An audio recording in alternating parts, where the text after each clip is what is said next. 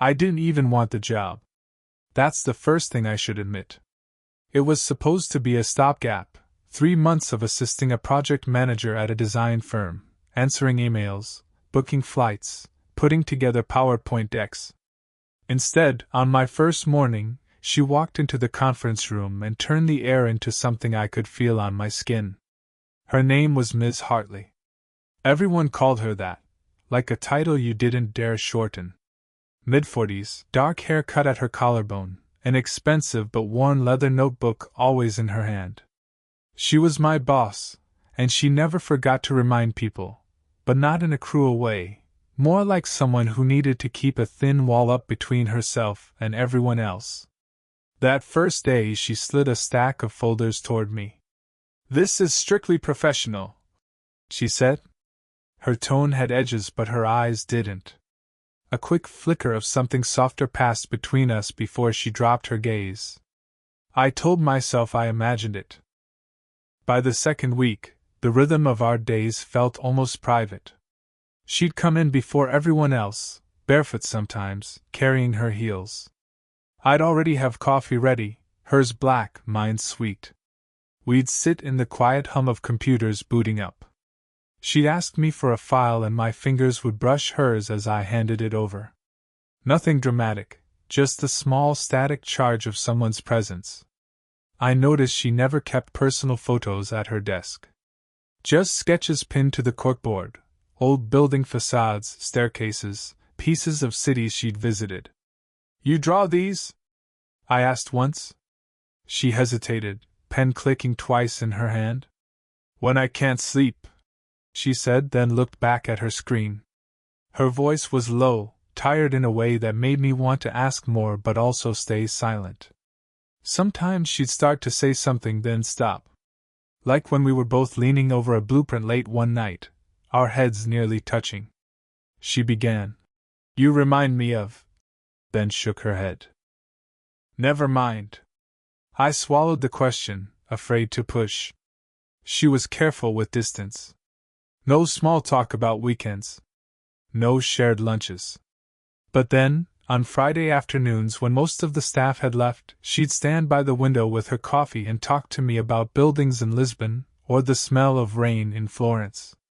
I'd watch the side of her face as she spoke, the way a single strand of hair always slipped from behind her ear. She'd notice me noticing and go quiet, as if she'd stepped too far. One evening a thunderstorm rolled over the city, cutting the power. We worked by the glow of our laptops until the backup lights flickered out. For a long minute it was just her silhouette against the window, lightning flashing behind her. She laughed softly, unexpected, almost shy, and said, "Guess we're trapped." Something in the way she said it made my heart hit harder than the thunder. I was about to say something, anything, when her phone buzzed on the desk.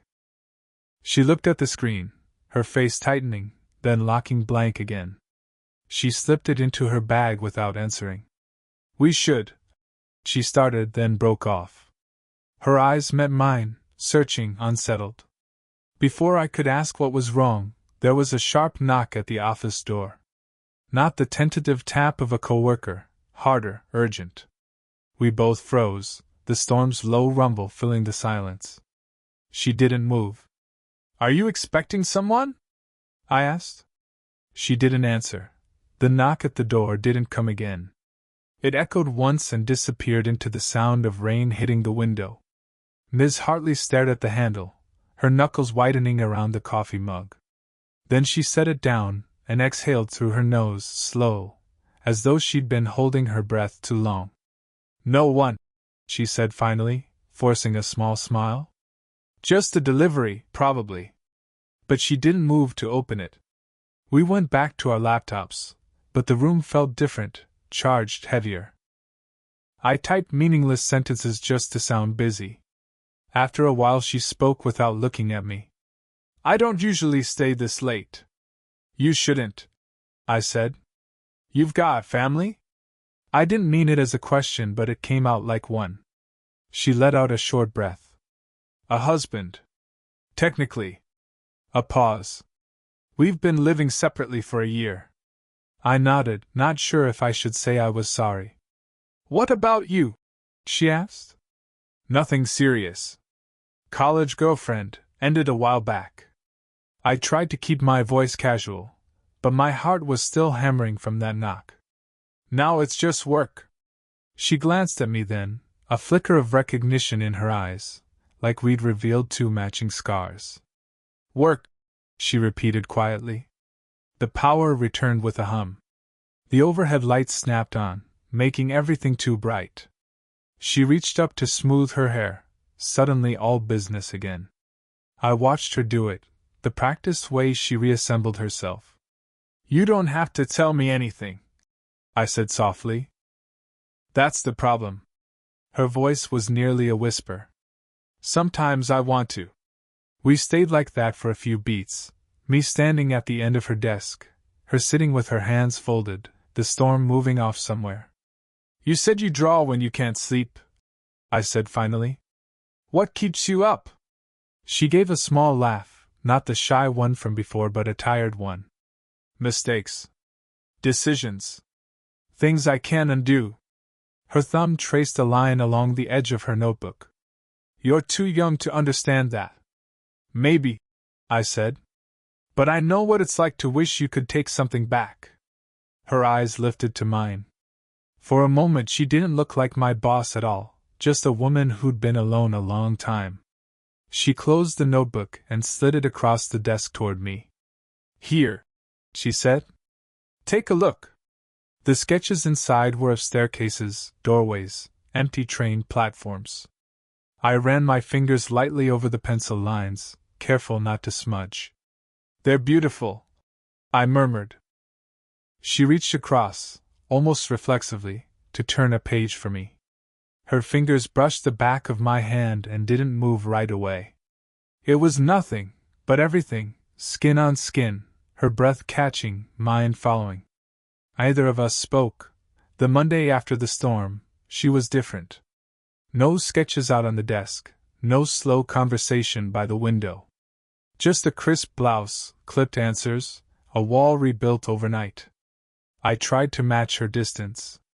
I sent reports by email instead of walking them over. I left her coffee on the corner of her desk without a word. But every time I passed her office, I caught her glancing up, once, twice, then away again. By Wednesday evening, we were the last two left in the building again. She was standing by the copier when her phone rang. She answered, voice low, turned partly away. Through the glass I saw her shoulders stiffen. I told you not to call me here. She hissed, then softer. No, I'm still at work. She hung up fast when she saw me looking. She pressed her palms flat on the copier lid, eyes closed for a second. It's complicated, she said when I brought over the printouts. You don't owe me an explanation, I said. She gave a dry laugh. That's exactly why I'm giving you one. We stood in the narrow hallway between offices, too close. The hum of the machines filled the silence. I can't. She started, then stopped. What? She shook her head, hair brushing her cheeks. Nothing. Forget it. I should have. Instead, I stepped forward. You keep saying this is strictly professional, I said quietly. But the way you look at me. She turned sharply, hand raised like a stop sign, but didn't step back. Don't. Neither of us moved. Then footsteps echoed from the stairwell. A man's voice. Clara? Rolled down the hallway. Her husband. I knew without being told. She went pale, then leaned closer to me, whispering fast. Go back to your desk. Please. I slipped into the copy room just as he appeared. Through the crack of the door I saw him, tall, expensive coat still wet from rain. He kissed the air near her cheek instead of touching her. You're hard to reach lately, he said, tone half light, half accusation. I told you, she said evenly. I'm busy. He followed her into her office. Their voices dropped. I couldn't make out the words, only the shape of them, his sharp gestures, her stillness. I should have left. Instead I stayed, heart hammering. 10 minutes later he left without looking back. She didn't follow him. She just stood at her desk, hands braced on the wood, breathing like she'd run somewhere. When I stepped out, she didn't turn around. "You weren't supposed to see that," she said. "I didn't," I lied. She looked over her shoulder then, eyes bright with something that wasn't just anger. "You should go home," she said softly. "I don't want to," I heard myself say.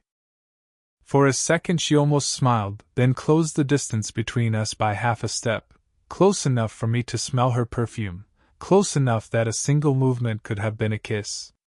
But she didn't move. Neither did I. Friday night again. The office was dark except for her lamp. Everyone else had gone home hours ago. I'd stayed behind under the excuse of finishing a report, but really because I couldn't stand another week of pretending we hadn't been circling each other.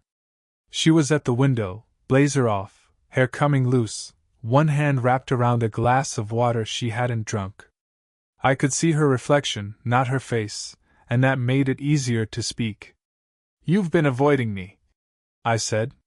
She flinched, just slightly. "I've been busy." "That's not it." She turned, arms crossed. "You're my assistant. This, whatever you think this is, can't happen." "But it's already happening," I said. "I think about you all the time. I'm tired of acting like I don't." Her breath caught, a sound more than a word. She pressed her fingers to her temple. "You don't understand what you're risking." "Then tell me," I said. "Tell me why it's so impossible." She walked to her desk, opened a drawer, then slammed it shut again. "Because I've already destroyed one marriage. Because I made promises I couldn't keep. Because if anyone finds out..." She stopped, voice cracking. "Because you deserve someone who isn't me." I stepped closer. "I get to decide what I deserve." She laughed once, sharp, almost bitter. "You're 25. You think consequences are just plot twists. But when you're my age, I'm not a kid," I said. My voice was louder than I meant. It echoed off the glass walls. "Stop talking to me like I am." Her eyes flashed. "Then stop looking at me like that." We stood there, both breathing hard. Rain began against the window again, soft at first, then harder, a private storm. The air smelled of paper and coffee gone cold. She moved past me, grabbed her coat, and then stopped in the doorway. "I tried," she said quietly. "I tried to keep this professional. I can't anymore." She dropped the coat on a chair like she'd lost the will to leave. I reached out without thinking, fingers brushing her wrist. She froze. I felt her pulse under my thumb, fast, unsteady. She didn't pull away. "Say you don't feel it," I whispered. "And I'll stop." Her eyes closed. "I can't." For a heartbeat everything stilled, the rain, the city below, the hum of the lights. She opened her eyes again, and whatever mask she'd worn for months was gone. Desire, fear, and something like relief flickered across her face all at once. She drew in a shaky breath. "If we cross this line," she said, "there's no going back." I leaned in just enough for my breath to touch her cheek. "Then tell me to go." She didn't. Monday morning started with a silence that felt heavier than any argument. She hadn't answered my weekend text, just a polite, busy, on Sunday night. When I stepped into her office, she was already on a call, voice low and clipped. "Yes, I understand. No, he doesn't know." She hung up the second she saw me. "We need to talk," she said. The way she said it, flat, no warmth, made my stomach knot. "What happened?" She picked up her notebook, then put it down again. "You weren't supposed to be here that night. When he showed up, he saw your reflection in the glass?" I blinked. "Your husband?" She nodded once. "He's been calling every day since. Threatening to tell the board. To ruin both of us." My mouth went dry. He can't, he can," she cut in. He knows things. About me. About mistakes I made at the firm. He'll use anything to make sure I don't walk away clean. She finally sat down, hands pressed to her forehead. I told myself what happened between us wasn't real. That I was just lonely. That you were just kind. But the second he saw you, her voice cracked. I realized I wasn't pretending. I sank into the chair opposite her. So what do we do? You stay away from me, she said, almost pleading. You resign. Start over somewhere else. I stared at her, stunned. That's your plan? Pretend nothing happened and let him win? She opened her mouth, closed it. You don't understand, I do. My voice rose despite myself. I've watched you shrink every time he calls. I'm not letting him use me to keep you trapped. She shot me a sharp look. This isn't your fight. Then whose is it? I said quietly. We stared at each other across the desk. The rain had returned, pattering softly against the window, like the storm had been waiting for us to break again. Finally she said, almost a whisper, I lied. About what? About living separately. We're still technically under the same roof. Different rooms, different lives, but… She pressed her lips together. It's messier than I made it sound. My chest tightened. Why didn't you tell me? Because I didn't want you to see how small my world really is, she said. And because if you knew, you'd run. I reached across the desk before I could think, covering her hand with mine. I'm still here, I said. She looked at our hands like they were dangerous objects. If you stay, she whispered, it's going to get ugly. The hallway outside creaked. A shadow crossed the frosted glass. Someone was standing there, listening. She pulled her hand back, eyes wide. The figure outside the glass moved away when I stood up, but the damage was done. We weren't hidden anymore. She shut her office door and locked it. The click echoed in the room. He knows you're here, she whispered. He's going to use this. I can't let him drag you down with me. I felt the old instinct to retreat, to make myself small. But then I saw her hands, trembling, clutching the edge of her desk like a cliff. What if you didn't let him decide? I said quietly. She shook her head. You don't understand what it's like to build a whole life with someone who won't let go, even after it's over. Then tell me, I said. Tell me the truth. All of it. She sank into her chair. I stayed because of habit. Because of shame. Because I kept telling myself I could fix what was broken. And then you walked in and I remembered what it felt like to be seen. Her voice cracked. I'm terrified of what that makes me. I crossed to her side of the desk.